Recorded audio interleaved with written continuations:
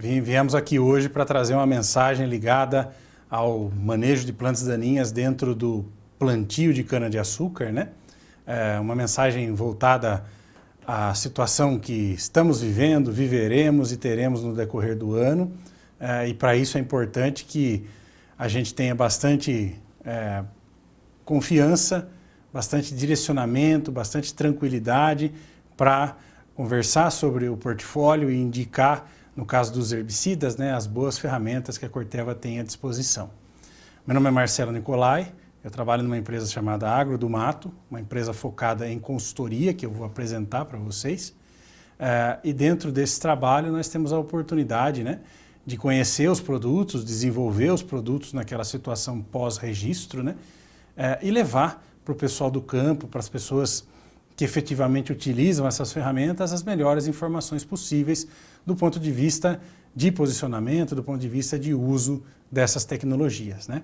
Então nós temos aí dentro do que a Corteva oferece vários herbicidas já consagrados, né? Que é o caso, por exemplo, do Combine, do Dontor, que são produtos que têm bastante tempo de mercado, né? E também o Coact, que já não é uma coisa tão nova, né? Mas veio depois.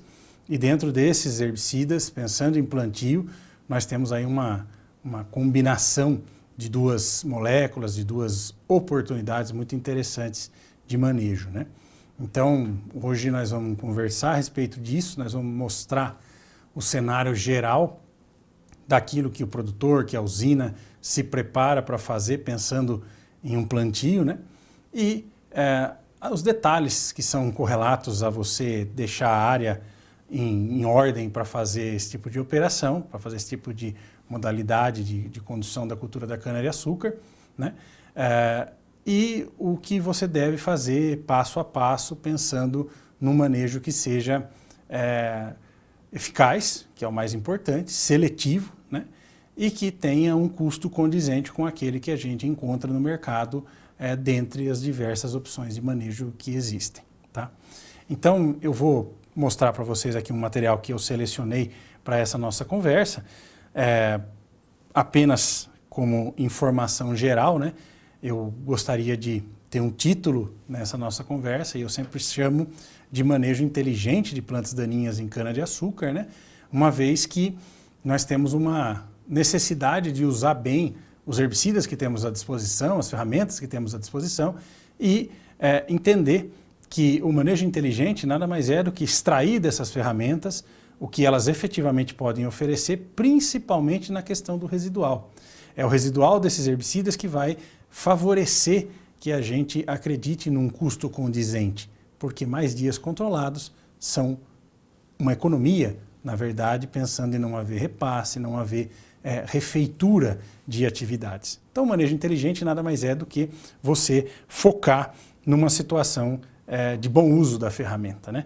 Meu nome é Marcelo Nicolai, conforme eu já citei, tenho aí vários anos de especialidade nessa questão de consultoria. Trabalho numa empresa, como eu disse, chamada Agro do Mato, que vocês podem ver na imagem ao fundo, né? Ela é um centro de pesquisa focado no desenvolvimento de produtos, é o que a gente chama de spin-off, né, da Agrocom, e dentro da Agro do Mato nós já estamos aí desde outubro de 2020, né, fazendo a questão da assessoria técnica focada na recomendação de herbicidas, certo? Eu gosto de dizer que isso aí é uma das coisas positivas que tiramos da pandemia, essa reinvenção focada na consultoria. A missão é levar ética, inovação e conhecimento ao campo. Então, nós não temos a função de venda de produtos, nós temos a função de trazer informação técnica de qualidade, tá? Dentre as principais atividades, nós estamos muito focados em treinamento de pessoas, né? É muito importante que as pessoas estejam capacitadas para falar e mostrar o assunto, né? A experimentação, tanto a campo quanto em casa de vegetação, que é fundamental dentro daquilo que a gente faz. As palestras e lives, né, que nós temos feito demais em função das limitações que estamos tendo no nosso dia a dia, e o online veio para suprir, né, esse distanciamento que fomos forçados a fazer. Produzimos algum material técnico para orientação do uso de herbicidas de forma geral, né? E aí o grande foco que é a questão da assessoria técnica, a questão da presença no produtor, tá?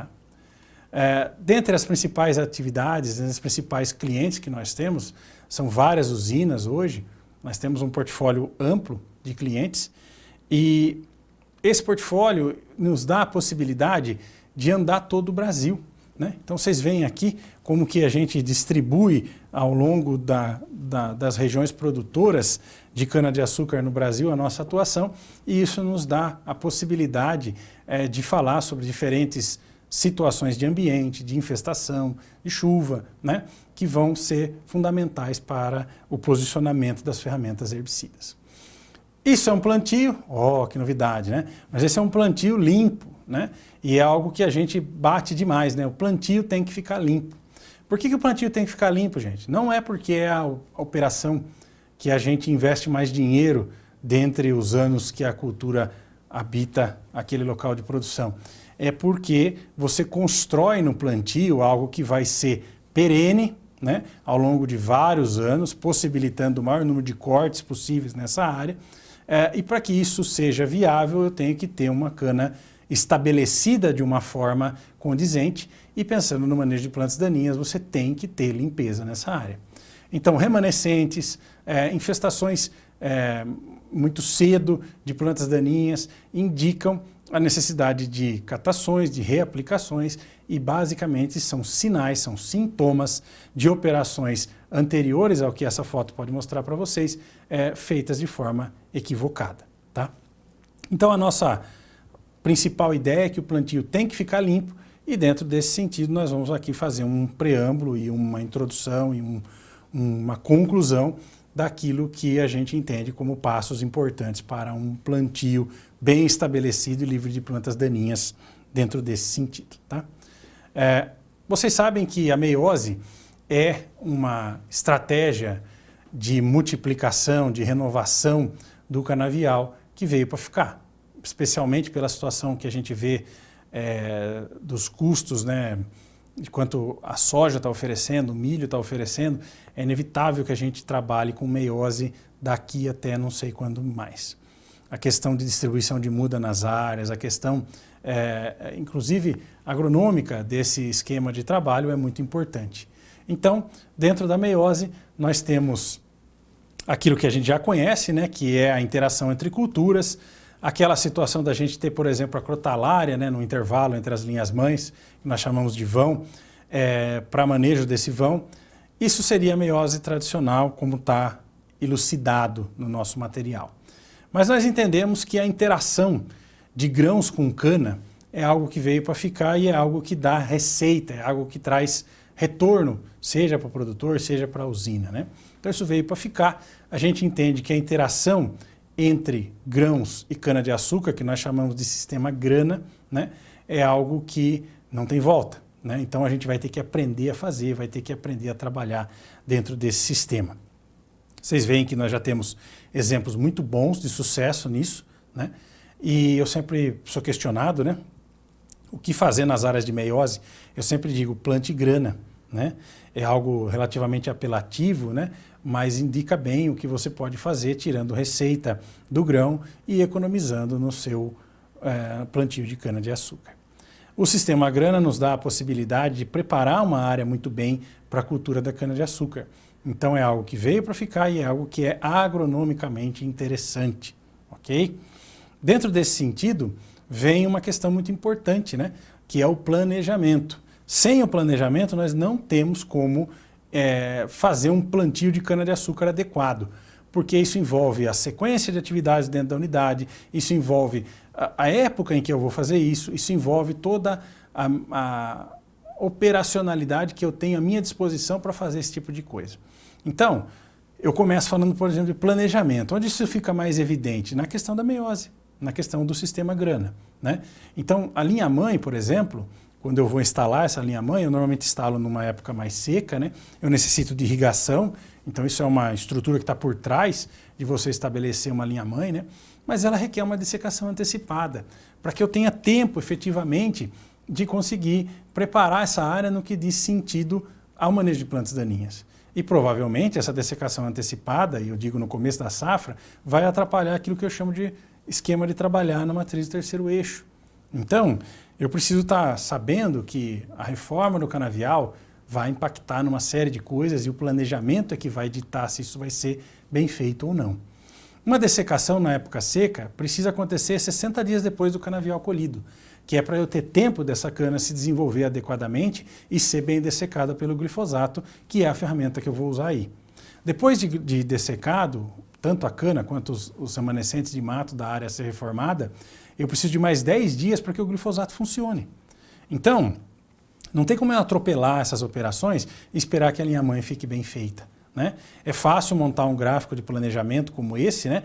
Onde a gente indica claramente quando que colhe a cana, quando que você tem que fazer as operações, pensando na época de plantio dessa linha mãe, né? Mas esse planejamento não funciona se a unidade, se o indivíduo não conseguir ter aderência a esse planejamento. Então não adianta nada eu fazer isso muito bem feito e depois de alguns meses, por uma razão que é pertinente àquele momento, eu atropelar todas essas operações visando simplesmente o rendimento, os KPIs, né? Eu preciso ter aderência a esse planejamento. E aí, com isso, não fica tão difícil, não é um absurdo. Lógico, eu preciso entender qual a porcentagem da área que eu consigo me adequar a essa realidade, mas o planejamento é o pai da meiose, tá? O padrão de manejo de plantas daninhas em qualquer área é o glifosato. Nós temos vários produtos dessa natureza, muitas ferramentas que se encaixam como glifosato. Vou chamar a atenção do produto da Corteva, o Glismax Prime, né? Que é um herbicida extremamente eficaz, um herbicida já consagrado no mercado, né? O glifosato é uma molécula muito interessante porque ela possibilita a associação com os residuais, ela controla uma grande gama de espécies de plantas daninhas e ela tem um custo acessível perto daquilo que ela oferece, né? Nós entendemos que são várias ferramentas no mercado, normalmente o produto glifosato compõe uma oferta para o cliente, né?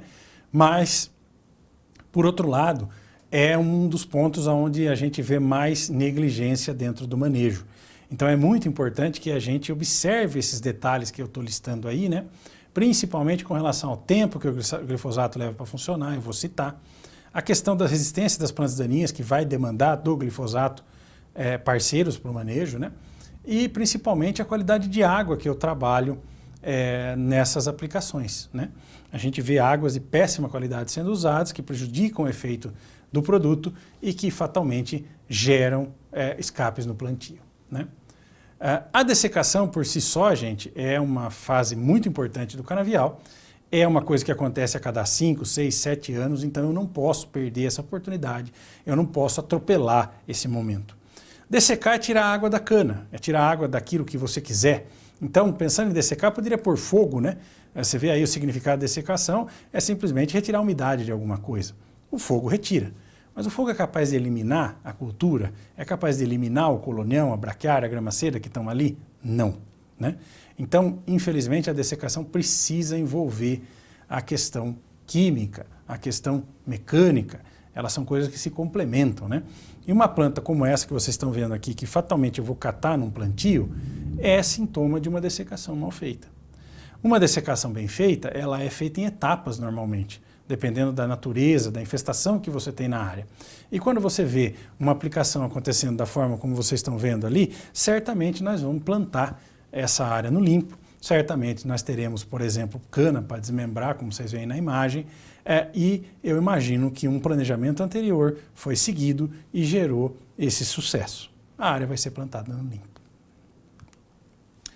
Por isso, começar no limpo é muito importante, isso aqui é a base de qualquer área de reforma, de expansão, né?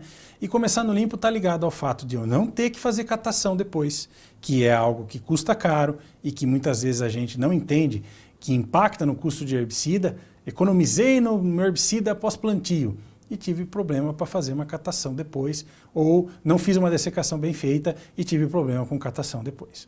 Catação normalmente envolve o uso do glifosato no pós-plantio da cana, que pode gerar fito de glifosato nesse plantio. Fito de glifosato em plantio é sintoma de uma futura falha de stand, tá?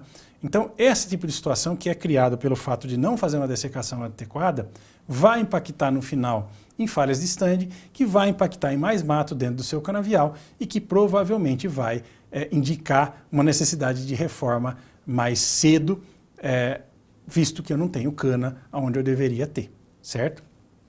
Então, para que isso não aconteça, a gente entende que é importante fazer uma boa dessecação.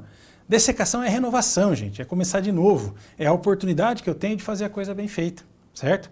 E, inclusive, como vocês podem ver nesse estimativa de censo varietal aqui, que eu tirei do site da Nova Cana, vocês veem que tem uma alteração marcante, né, das variedades que estão entrando ou saindo do mercado. Variedades mais novas indicam variedades mais adaptadas à situação que nós temos hoje do manejo de cana, sendo colhida mecanicamente, com ausência de fogo, com uma série de pragas a mais que temos aí. Então, é importante entender que mudar a variedade é importante. Agora, a questão da dessecação não é enxergada pelo segmento como o que a gente poderia impedir que houvesse a tal da ponte verde, né? Aquela questão de uma praga de uma cultura anterior, que no caso é a própria, no caso da cana, né? Migrar do cultivo anterior para o novo, né? Essa história da ponte verde que as remanescentes de cana permitem para doenças, para pragas e tudo mais. Então, como a gente não tem vazio sanitário na cultura da cana-de-açúcar, nós temos que entender que as reformas de área são muito importantes e eu tenho que eliminar a cultura que estava na área. A dessecação basicamente acontece por isso. Então, matar a cana é muito importante. E a gente tem visto por aí demais aquela situação onde no meio da soja tem cana remanescente, que não vai morrer por causa das dosinhas de soja, né? Dosinhas baixas de glifosato, e que trarão para o canavial que eu estou plantando uma remanescente de cana-de-açúcar mesmo do canavial anterior. Então isso não pode acontecer e é por isso que a dessecação tem que ficar bem feita. Tá?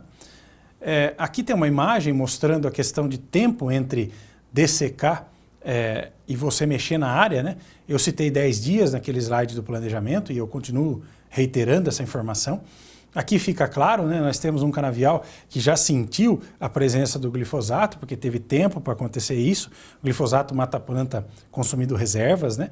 E é por isso que a planta de cana-de-açúcar precisa de tempo para morrer, ela tem muita reserva.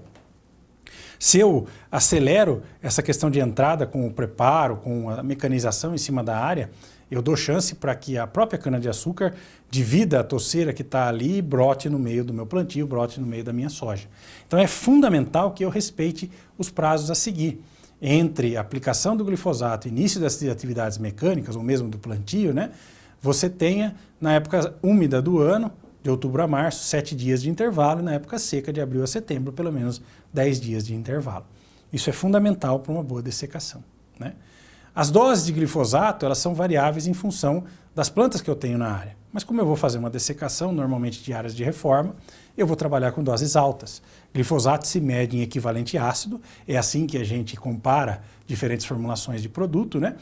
E para matar cana eu preciso da dose maior de bula, que é 2.160 gramas de equivalente ácido. De forma que, se eu não tiver esse balizamento, se eu resolver economizar nesse momento, eu vou ter problemas de escape. Então, não é no glifosato que você vai economizar no plantio. Você tem que, na dessecação, fazer um bom controle, ok? Daqui, vocês podem ver as comparações entre os glifosatos do mercado. Nós temos excelentes produtos, todos eles entregam o resultado que a gente espera. São diferentes sais, muitas vezes, alguns mais solúveis, outros menos, né? São diferentes composições e nós temos diferentes concentrações. Então é fundamental que a gente siga aquela especificação de equivalente ácido que eu citei, mas que a gente entenda que as diferentes ferramentas têm diferentes concentrações.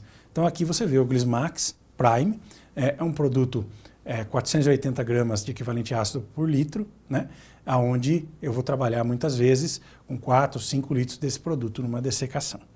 Uma coisa muito importante entre as formulações de glifosato é o tempo que leva para chover após, né? Então isso também é algo que está muito presente nas bulas e na literatura. A gente tem ferramentas que com 30 minutos depois da chuva elas funcionam e a gente tem outras ferramentas que vão necessitar de um período maior, de até 6 horas de funcionamento. É fundamental que eu tenha isso dentro do meu planejamento.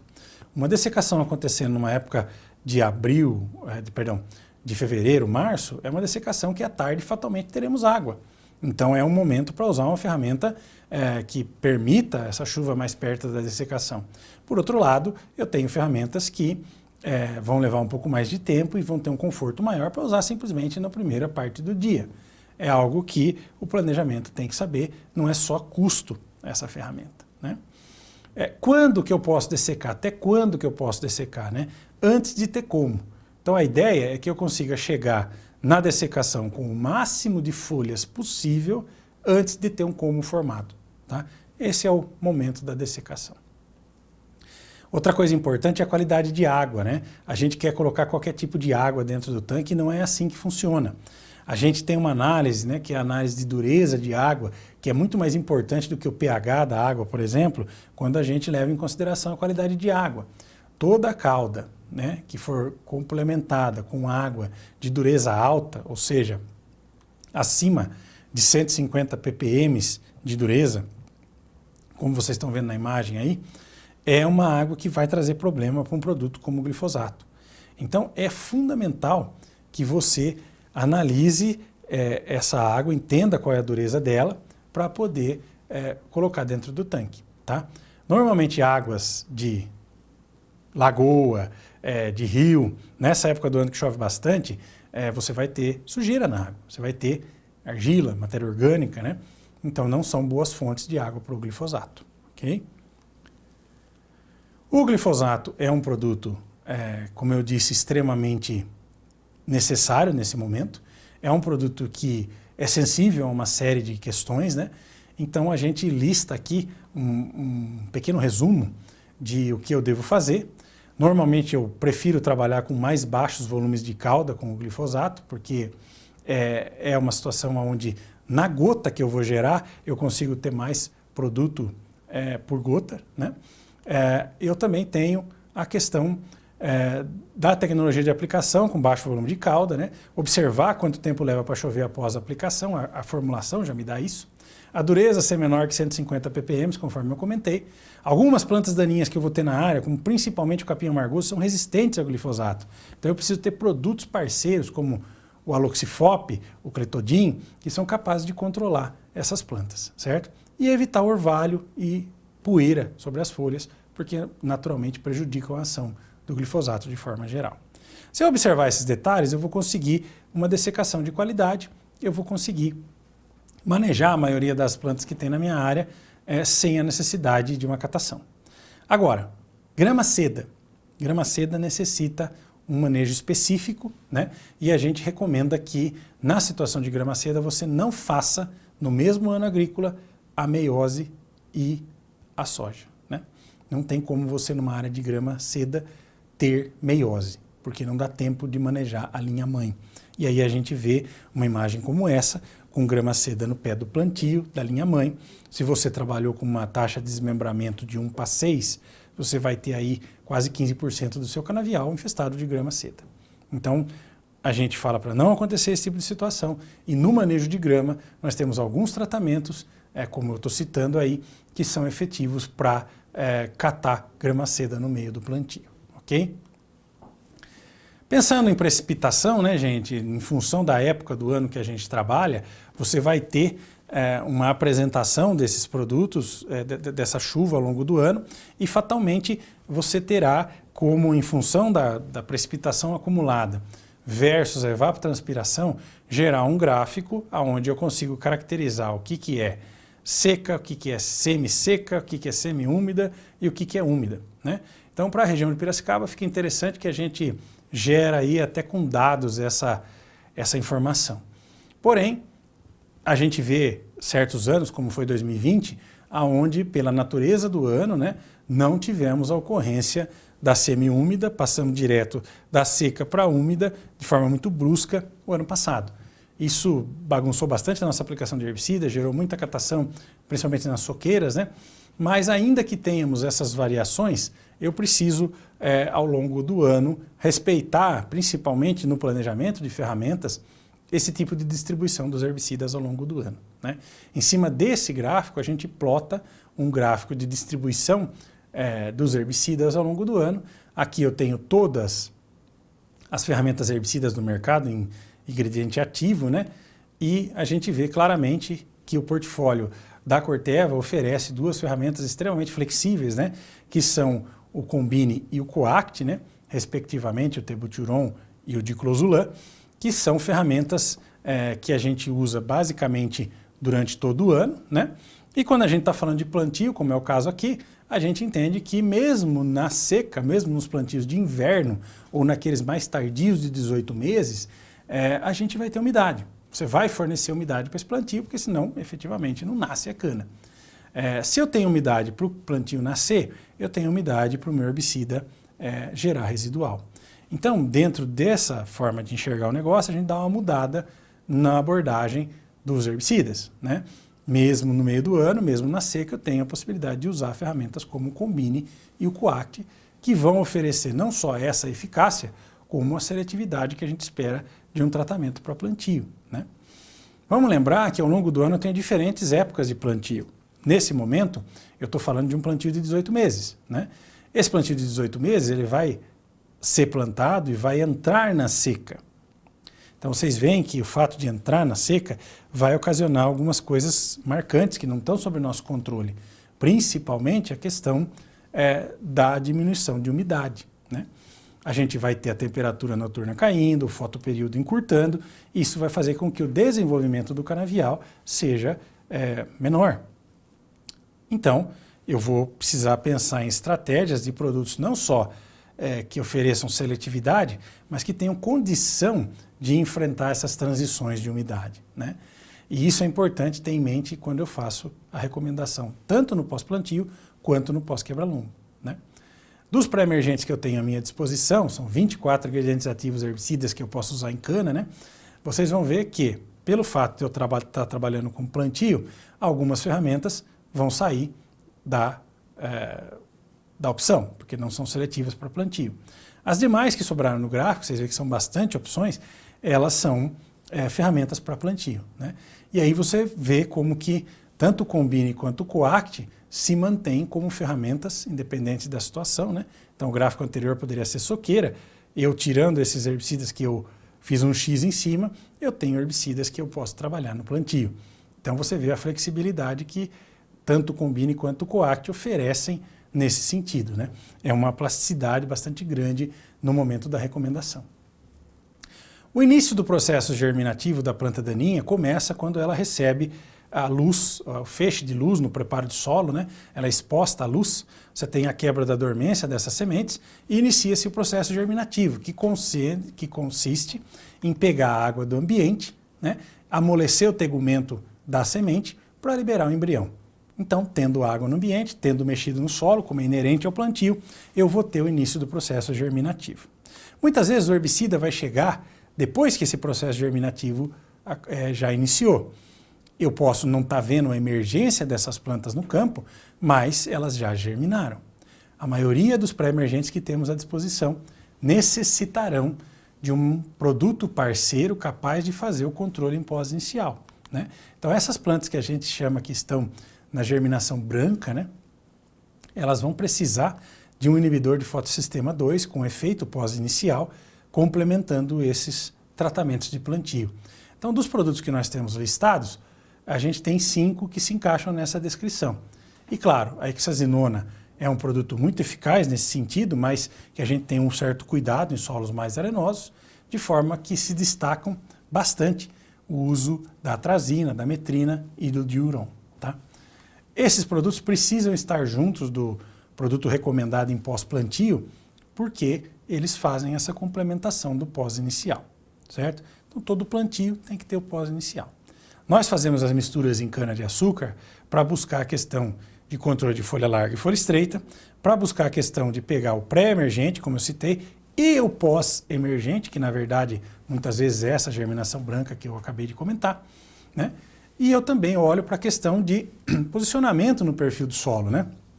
Produtos de alta e baixa solubilidade sendo utilizados juntos, visando que no momento da aplicação eu tenha os dois ativos que gerarão residual na superfície do solo e conforme vai chegando a chuva, isso serve tanto para plantio quanto para soqueira, né? Você vai ver o produto de mais alta solubilidade descer no perfil, né? e o de mais baixa solubilidade ficar na superfície, controlando sementes que germinam mais na superfície. Essa composição de tratamento tem que ser pensada lembrando a associação entre um latifolicida e um graminicida, mais o produto de pós inicial, o fotossistema 2, numa situação de plantio, né? E aí a gente olha para esse portfólio que a Corteva oferece e a gente vê a associação entre Combine e Coact encaixando perfeitamente nesse descritivo. Nós temos o Combine, um produto de mais alta solubilidade, que faz um trabalho de perfil, que controla plantas problemáticas, como por exemplo o fedegoso, que é uma planta que nasce enterrada, algumas espécies de corda de viola. Nós temos o Coact, que é naturalmente um produto mais latifolicida, mas que na superfície é capaz de controlar espécies, por exemplo, como capim-colchão de digitária nuda, né, que nasce na superfície. E a complementação que tanto um e outro fazem ao outro, né, é muito interessante no espectro de ervas que a gente tem que bater. Então essa mistura se encaixa especialmente dentro da descrição que nós temos em mente de uma mistura em cana-de-açúcar, e a ela eu acresço, por exemplo, a atrazina ou a metrina, o diuron, para complementar a questão do pós-inicial, que principalmente o tebuteron não tem, certo? Então, é uma situação de tratamento de plantio que se encaixa muito bem, né? PPI é parte do plantio. Então, aqui eu comentei aquela questão pós-plantio, né? Mas antes do plantio nós temos a questão do PPI, né? O PPI nada mais é do que a incorporação de um herbicida numa camada superficial do solo, para que eu tenha de forma mecânica a chegada do herbicida onde estão a maioria das sementes e um controle mais efetivo, mais rápido, até que eu plante a cana, né? Então, em vez de eu esperar a água levar o produto para o perfil do solo, como é na situação pós-plantio, a incorporação com o herbicida acoplado na grade faz com que eu já tenha acesso a essa faixa do banco de sementes, que é principalmente a faixa de 0 a 10 centímetros do solo, pela mecanização da incorporação com grade, né? Isso vai fazer com que eu tenha um tratamento de superfície de solo, mas que no momento da sulcação eu retire, né, esse solo tratado e deposite na entrelinha. A seletividade dos tratamentos de PPI está na posição do herbicida que estará na entrelinha da cana em função da sulcação, certo? Então, eu basicamente ganho seletividade, inclusive a própria trifuralina, que é um produto extremamente consagrado nessa metodologia, né? Ela só é possível de trabalhar dessa forma porque tem seletividade por posição. Se a trifuralina ficasse em contato com o colmo da cana, mataria a cana, né? Então, por posição, o PPI deposita o herbicida incorporado com a grade na entrelinha do plantio após a sulcação e a gente cobre o tolete, né, com uma quantidade de solo tirada da parede do sulco, um solo não tratado com herbicida, sempre naquelas regras, né, de 1 a 6 centímetros de solo sobre a cana. Essa é uma discussão para outro momento, mas você tem que ter uma cobertura mínima para esconder o tolete e conservar a umidade, e não receber a aplicação do pós-plantio na cabeça do tolete. E também, por outro lado, não pode ser muita coisa, porque senão você tem problema de germinação. Então, eu cubro com uma quantidade de terra com medida que eu tiro da parede do sulco, que não é uma área tratada com herbicida, né? Muito bem. Nós temos diferentes herbicidas usados no PPI, cada um tem uma função distinta. Vocês vão ver que os graminicidas são mais numerosos, né? E a gente tem aí plantas importantes como colonião, braquiária, colchão, o próprio camalote, né, o amargoso, o maçambará, que podem ser desinfestados por esses herbicidas no PPI. A gente tem situações onde a tiririca é um problema sério e a gente conta com ferramentas latifolicidas para o controle da tiririca. Vocês veem que o Coact é um produto que ganha destaque nesse PPI para esse tipo de erva, uma vez que principalmente nas áreas com mais matéria orgânica, o Coact é uma ideia interessante de tratamento, né? Nós temos a questão da grama seda, que exigem outras ferramentas, né?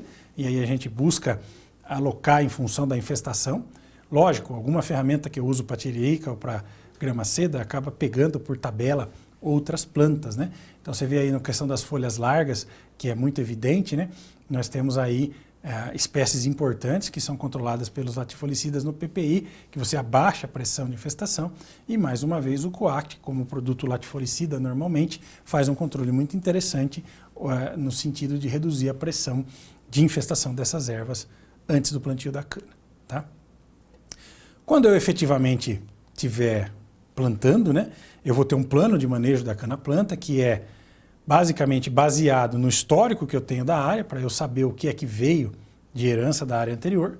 Eu tenho a questão do preparo de área, que envolve a dessecação, que eu comentei bastante, e o PPI, né, para que eu possa entregar para o herbicida pós-plantio, né, a primeira aplicação de planta, uma situação mais confortável de trabalho, uma pressão de infestação menor de sementes e a questão do glifosato ter controlado os órgãos de propagação vegetativa que eu teria anteriormente.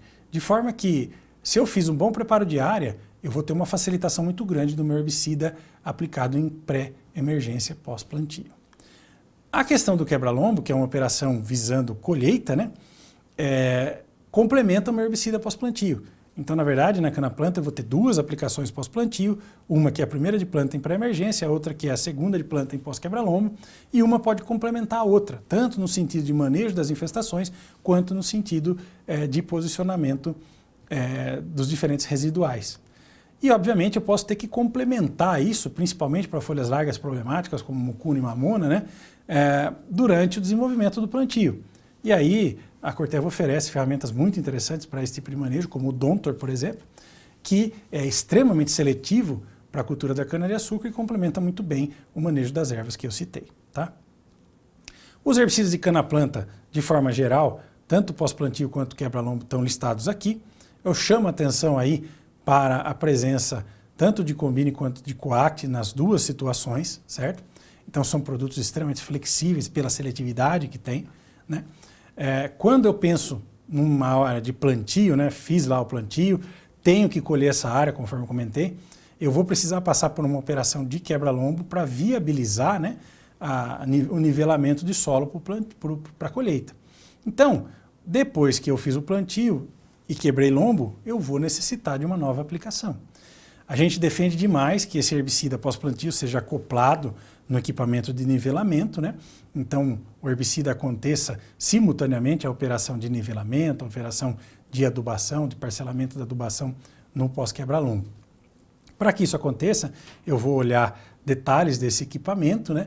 Para que ele possa fazer o espalhamento de solo necessário, que nós queremos da operação, mas que também consiga a aplicação dirigida ideal do herbicida pós-quebra-lombo, né? Nesse sentido, é importante lembrar que quando eu faço o quebra-lombo, eu perturbo as bocas de rua, né? Então, no plantio, a minha complementação de carreador, o meu tratamento de boca de rua e de carreador deve acontecer após a operação de quebra-lombo, para que ele seja melhor utilizado, inclusive em relação ao residual. Agora, pensando na operação de quebra-lombo em si, a ideia de acoplar o herbicida no quebra-lombo, para mim, é uma das coisas mais importantes a se fazer nessa operação quando a gente pensa em controle de planta daninha, tá? Isso dá operacionalidade, isso dá seletividade e em muitas situações isso evita que você tenha que colocar um pós-emergente no quebra-lombo para complementar plantas que escaparam depois, certo? É fato que eu vou ter a situação de jato dirigido, né? Essa situação de jato dirigido precisa de herbicidas seletivos à folha da cana, e aí nesse sentido a Corteva tem um portfólio muito legal, onde eu posso colocar na folha da cana sem qualquer tipo de injúria, Combine, Coact, Dontor, DMA, que é o próprio 2,4-D, que são produtos extremamente seletivos. Então, para quem não acopla o herbicida no quebra-lombo e faz o jato dirigido, esse portfólio é um portfólio muito seletivo, é um portfólio que te dá a possibilidade, inclusive, de aplicação em área total, se for condizente com o porte do canavial, tá? Inclusive, a gente sabe que é uma estratégia seletiva na folha. Então, tanto pós-plantio, quanto pós-quebra-lombo, quanto aplicação na soqueira, no repasse, esse portfólio encaixa muito bem, já que pega a pós-emergência das folhas largas e dá um residual fantástico, tanto para folha larga quanto folha estreita. Depois que eu fiz o PPI na área, né, e efetivamente passei ali pelas questões que eu citei para vocês, eu tenho lá a área plantada. O herbicida usado no PPI muitas vezes está depositado no centro da entrelinha e enterrado, né? Se for um produto de longo residual, ele pode até ter um retorno no futuro, depois do quebra-lombo. Se for um produto de baixo residual, ele se perde porque se dissipa, né? Logo após o plantio eu faço aplicação de pós-plantio, então coloco o herbicida que eu citei, né, o latifolicida, o graminicida e o inibidor de fotossistema 2 no pós-plantio da cana. A cana vai sair, vai se desenvolver e vai chegar o momento de eu fazer o quebra-lombo. O quebra-lombo nivela a área, como foi dito, né, e ele vai gerar um ambiente dessa natureza. É claro que eu tenho que me lembrar onde que está o herbicida aplicado nas duas operações anteriores. Então, aquele herbicida aplicado no pós-plantio estará na superfície do solo, sim, mas totalmente desestruturado enquanto camada, porque o quebra-lombo espalhou esse herbicida. Provavelmente concentrou em algumas áreas e faltou em outras, né? O herbicida do PPI, se ainda estiver residual, ele vai estar, continua enterrado na entrelinha e provavelmente já degradou uma grande parte. Então, quando eu olhar para o ambiente, eu tenho herbicida sim no perfil do solo. Isso é positivo dependendo da molécula que eu usei, mas isso não dispensa aplicação em pós-quebra-lombo. Então, você fez o nivelamento, você vai precisar entrar com uma nova aplicação de herbicida para garantir residual. O drama maior, para mim, são folhas estreitas. Então, muitas vezes eu quebro o lombo, não faço aplicação, fico esperando chuva ou esse tipo de coisa, nasce uma gramínea, essa gramínea, no caso de um colonião, de uma braquiária, perfilha e você não vai conseguir catar isso no futuro. Então é por isso que eu defendo demais você fazer a aplicação de quebra-lombo imediatamente após o nivelamento de solo e acoplado no equipamento, melhor ainda. O pós-quebra-lombo pode acontecer cedo, como por exemplo quem faz com grade, né? Para quebra-lombo com grade, eu preciso estar com o canavial em início de desenvolvimento, então não é o porte de quebra-lombo normal quando eu uso o equipamento de quebra-meio, né? Para isso, eu tenho que entender que vai acontecer mais cedo o quebra-lombo, isso vai impactar no meu residual do pós-plantio, certo?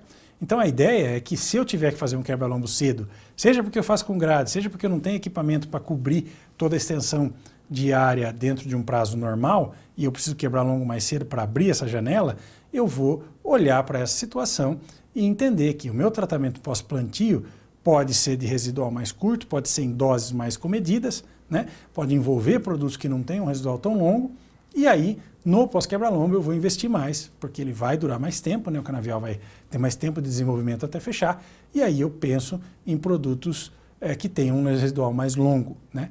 Essa diferenciação chama muita atenção no sentido de que produtos eu posso trabalhar simplesmente incrementando dose, subindo dose, e que produtos eu vou ter que pensar muitas vezes numa sequencial pós-quebra-lombo, que não é indicado, que não é ideal, porque eu vou ter duas operações pós-quebra-lombo, né? Vocês veem que tanto o Coact quanto o Combine se encaixam muito bem nessa questão de subir um pouco a dose para garantir residual. Então são produtos seletivos porque permitem esse tipo de raciocínio. Um quebra-lombo faz esse tipo de solo, né, um nivelamento de solo, permite uma nova aplicação, porém haverá muitas situações em que eu não vou ter o quebra-lombo, principalmente pensando em plantios nivelados. Se eu não tenho quebra-lombo, a minha aplicação pós-plantio vai ter que gerar um residual suficiente para fechar sem uma nova aplicação, porque aquele complemento que eu faria no pós-quebra-lombo não existe. Então, toda vez que eu pensar num herbicida residual para uma situação de plantio nivelado, vai ser uma dose um pouco maior do que a que a gente usa normalmente, visando um residual maior, e isso só é possível com produtos muito seletivos. Então a gente tem, tanto no Combine quanto no Coact, uma ferramenta dessa natureza. Eu costumo dizer que a gente gerou, ao longo dos anos de pesquisa, um tratamento que eu chamo de tratamento coringa, né? E envolve o Combine, envolve o Tebuturon, né? Como produto muito seletivo que pode ser aplicado tanto no pós-plantio do MPB, como na linha-mãe, como no plantio convencional, naquelas situações em que eu tive algum tipo de problema e preciso complementar na pós da cana, né? Então essa associação entre o Combine, o S-metolacloro, a atrazina e o mesotrione é uma ferramenta coringa em muitas situações e que complementa aquelas momentos, né, em que alguma coisa saiu errada com essa sequência de dessecação, PPI, pós-plantio, pós-quebra-lombo, né? Eu utilizo alguns herbicidas no manejo de carreador, né? Esses herbicidas, obviamente, visam várias situações, não só a boca de rua, como carreadores, canal de vinhaça, acero, lugares que eu preciso que fiquem limpos o ano todo, né? E são vários os produtos que eu tenho à disposição, alguns com algum risco de fito, como os que estão em amarelo, outros mais seletivos, como aqueles que estão em verde.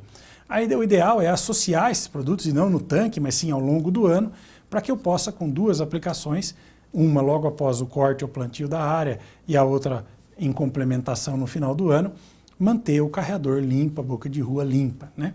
Então, a gente selecionou 4 produtos que eu chamo de o quarteto fantástico aí do controle de carreadores, né? A flumioxazina, indaziflam, o S-metolaclor e o coact, o diclosulan, né? Aonde nós temos uma lógica de aplicação. Essa lógica, ela é baseada em oferta de umidade ao longo do ano e necessidade de residual. Então, vocês podem ver que nas pontas dos anos, aonde eu não posso trabalhar, por exemplo, com a flumioxazina, não devo trabalhar com a flumioxazina porque se degrada muito rápido, ou eu tenho que tomar um certo cuidado na aplicação do Allium para pegar em entrenó, como vocês podem ver, ali no cantinho tem a lembrança disso, né? O Allium não deve ser aplicado no entrenó da cana. Eu tenho, tanto no S-metolaclor quanto no coact, uma ferramenta interessante para se usar na época de umidade, capaz de controlar a principal planta daninha de carreador, que é o capim-colchão, né? E que pode ser aplicado na folha da cana. Então, a cana mesmo brotada permite a aplicação desses produtos. Aqui é só um zoom na história do entrenó. O entrenó pode absorver alguns tipos de produtos, como, por exemplo, o indaziflam. Então, se eu tiver umidade, essa estrutura aqui pode absorver um produto como o Allium.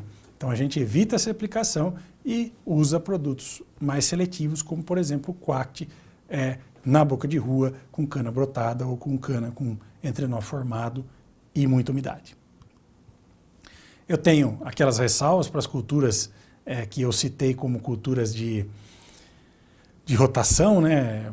A soja, o milho, etc., né? Aqui a gente lista todas essas restrições. Então, existem produtos com mais tempo, com menos tempo, né? A gente vê aqui a questão, por exemplo, do indaziflam, que é o Allium ou Provence Total. Você tem uma limitação grande de aplicação em últimos cortes, né? Normalmente no plantio, sem problema, porque vai demorar para você chegar com reforma, mas é importante a gente lembrar isso, porque eu também estou trabalhando dentro de situações onde eu trato a linha-mãe, né? E tem o vão que não pode cair herbicida, né? Então é importante lembrar dessas limitações e tomar cuidados extras quando eu trabalho com esses produtos. Eu gosto de citar sempre que a linha-mãe eu vou tratar como se fosse canavial, certo? Mas os vãos eu tenho que dar uma protegida. Então, a linha Corteva tem esses herbicidas extremamente seletivos para cana-de-açúcar, mas tem esse detalhe com relação principalmente ao tebuturon, né? De 2 anos aí para plantar soja nas áreas aplicadas de tebuturon. Então, a gente chama muita atenção nesse sentido para que você possa melhorar a recomendação ao cliente final, lembrando que há limitações também dentro dessa situação de sucessão de culturas. Não é uma questão de plantio, mas é uma questão que nós analisamos simultaneamente quando se fala em plantio, tá? Aqui são situações de fitos, né? Em culturas de rotação pela presença desses herbicidas, e fica muito marcante quanto eles podem agredir essas culturas de rotação, né? Inclusive, o próprio Allium, né, que é um produto muito usado em borda de cana-de-açúcar, causa esse tipo de sintoma, né? Vocês veem que a soja veio muito bem até uma certa parte e ali onde foi feita a boca de rua com o residual do Allium, essa soja não se desenvolveu adequadamente. Então, se eu não respeitar esses ciclos, eu vou ter esse tipo de problema com as áreas de reforma, com as áreas de cultura de sucessão. O sistema grana que eu comentei sai extremamente prejudicado, tá? Eu tenho uma listagem aqui dos 10 passos importantes para o manejo inteligente de plantas daninhas em cana-de-açúcar, né? E uma das coisas que eu sempre chamo atenção, e a gente bateu um pouco nessa nossa conversa rápida aqui, né? São os 4 primeiros passos dessa tabela, onde a gente fala claramente, para dessecar bem sempre, que o glifosato não é só glifosato, ele também é os parceiros que usam com ele, a formulação que eu estou trabalhando. Cana-planta tem 3 aplicações, então PPI, pós-plantio e pós-quebra-lombo são complementações da mesma operação. E o herbicida, idealmente, deve ser sempre acoplado no equipamento de nivelamento para que eu ganhe operacionalidade, para que eu ganhe seletividade e para que eu ganhe custo, tá? Eu tenho alguns produtos que eu sempre costumo, que precisam fazer parte de um estoque mínimo para que eu não perca aplicações. E vocês vão ver que o tebuturon, né, no caso o Combine, é um desses produtos. E eu reitero, pela seletividade, pela flexibilidade de uso, pela amplitude de espécies controladas, tanto o Combine quanto o Coact são ferramentas indispensáveis para um manejo inteligente de plantas daninhas em plantios. Tá joia? Eu deixo aqui, pessoal, os contatos, né, tanto da empresa quanto os particulares, e sempre que houver algum tipo de questionamento, tanto eu, Marcelo Nicolai, quanto a Agro do Mato estão disponíveis para sanar, para tentar auxiliar não só o pessoal que trabalha nas empresas, o pessoal da Corteva como um todo, mas também todos os produtores e o pessoal que está dentro das usinas. Nós somos muito acionados nesse sentido, né? E eu reitero que estamos à disposição. Tá joia? Agradeço imensamente o tempo aí que foi dedicado a essa nossa conversa. Fico feliz de ter a confiança depositada na minha pessoa para trazer essas informações num segmento tão complexo e que a gente precisa realmente fazer bom uso das ferramentas. E mais uma vez agradeço a Corteva não só pela oportunidade, mas também pela oferta de produtos tão interessantes dentro do nosso dia a dia. Obrigado.